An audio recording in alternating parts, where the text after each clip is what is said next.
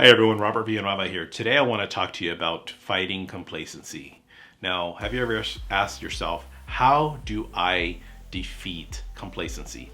Everybody's there. Everybody goes through it. Everybody finds themselves in this position where you're just kind of constantly fighting this complacency. Now, I want you to ask yourself the very first question.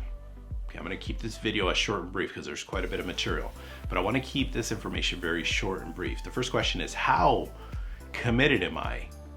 And how much am I willing to make this change? Very simple question. Okay.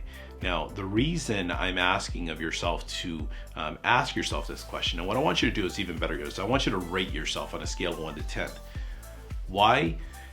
Because a lot of times I hear it as a coach where people will tell me that they want to defeat complacency. But do you really? Because a lot of times we find ourselves in this position where we're comfortable. And sometimes when we're comfortable, we don't want to make too many adjustments. Now I get it. If your bills are behind, if you haven't made your payments, if you're kind of going through this paycheck to paycheck, maybe it's a little bit different. But when you get on the other side of that, your bills are now getting paid, you're going on the occasional vacation, you're doing your little weekend getaways, but you kind of hit yourself on that ceiling. Maybe you come from a background where you're making $35, $40, $50,000 a year, and that's your background. You come into real estate and now you're making $75, $80, even $100,000 a year. So now you're in a position where you're making more money than you're used to, but it's just enough more money to where you're now doing some fun things, but it's not exactly where you want to be at. So you have to ask yourself, okay, what am I willing to do? Okay, basically in a nutshell is what you're trying to get at. Now, question number 2 is a little bit deeper.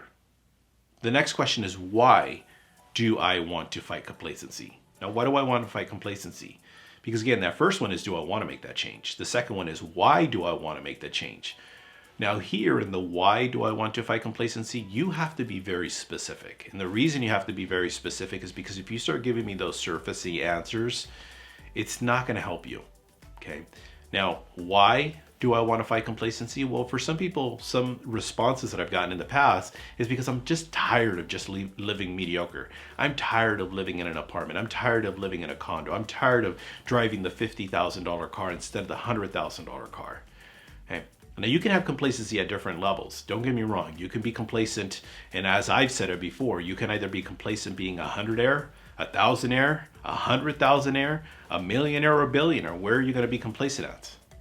Okay. But you have to be in a position where you want to know why you want to fight this complacency.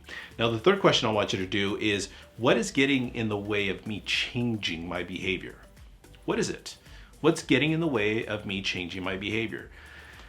Let me give you a perfect example. For me, separate from complacency, because complacency shows up in so many different areas. For me, complacency is right in here, okay? I don't know about you, but sometimes us people, I was going to say men, but sometimes we find ourselves in a position where we're carrying around an extra 10, 15, 20, even 30 pounds that we don't want to. And even though I want to get those six-pack abs, am I really willing to make the sacrifice to get those six-pack abs? I can have the illusion, I can put it up on my vision board, but am I really willing to make that sacrifice? And the answer to you right now at my stage of life, no, I'm not. I'm not willing to make those sacrifices.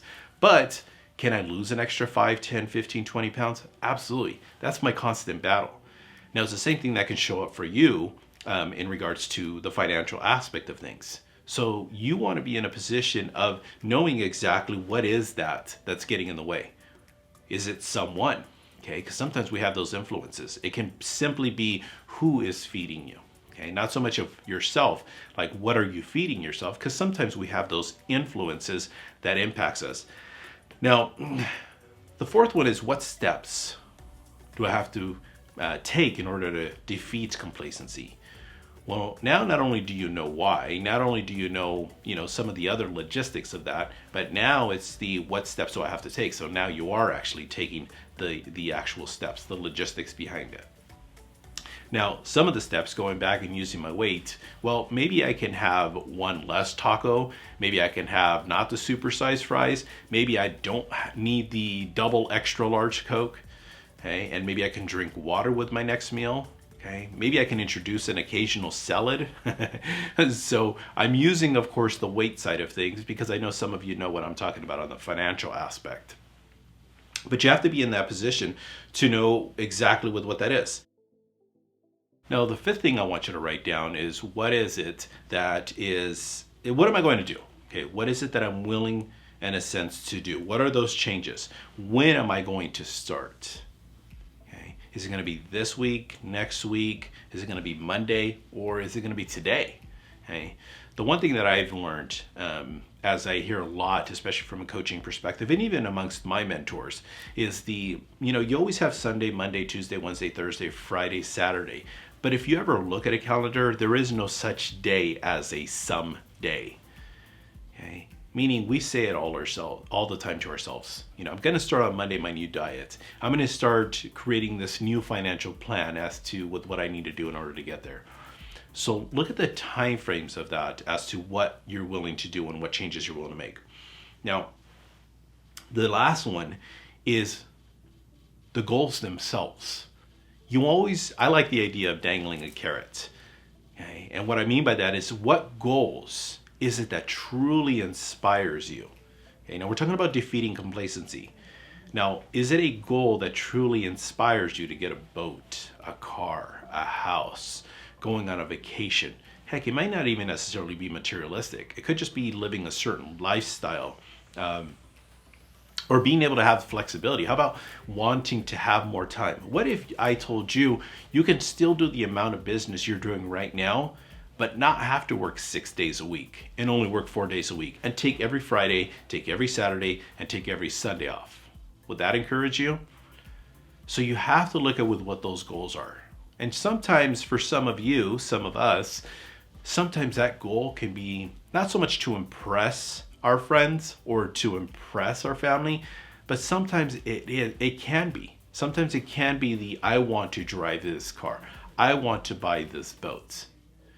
And use that as leverage to be that catapult to get you out of complacency, or at least to get you at a higher level of complacency.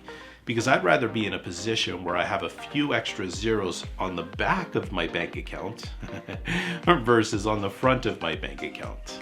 Okay, so being in a position where you can accomplish those things. Now, today we're talking about very specifically how to defeat complacency. Now, I asked you 6 very specific questions, but what I want you to do is I want you to pause the video between each one. I should have started with this, but what I want you to do is I want you to actually start and pause after each question and go into it as deep as you possibly can. The deeper you go into it, the better the results you're going to get. Again, Robert Villanueva here. As always, I'll see you at the top.